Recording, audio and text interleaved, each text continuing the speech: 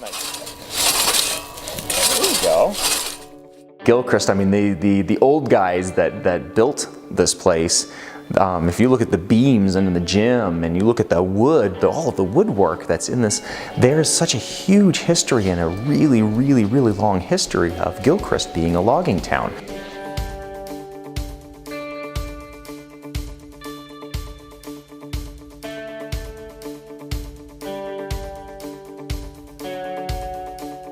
By us going up and felling trees, being in the woods, walking up behind the football field. I mean, we weren't 20 yards back behind the football field, and we're felling trees.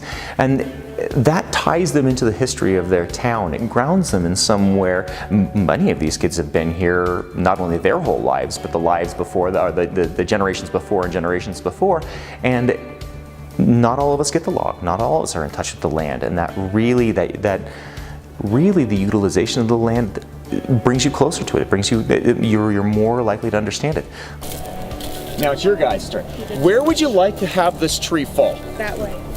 Okay, we could have the tree fall. And most of these kids have never felled a tree before. All of these different things and using these different tools, it shows them a variety of different activities, and oftentimes this is just as important to figure out what you don't like as it is to figure out what you do like. Kids ask, why are we learning this stuff? It shouldn't ever happen. If I can't answer that to a kid, then that's a real problem with what I'm teaching them. What we get to do and go out there and say, okay, use your math, use your understanding of what you learned in these classes to make predictions in real life.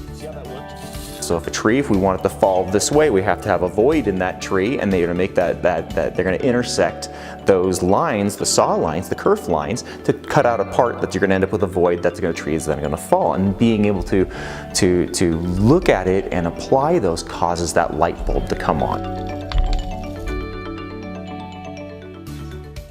Getting them out here and having them actually real life apply the math, the science, the geometry, all of those different things, and be able to move around and produce a real life product, it causes that application. We know that our brains don't work by remembering all of these disjoint facts. We work with a context, and so by building that umbrella context of, felling a tree, and applying that geometry and applying those aspects, then it makes sense. Then they go, oh, that's why we're doing this. That's why we're making these things happen. And now I really start to understand. And it is a long process of putting that together. But that's so important for me to apply. We don't just cut a tree down.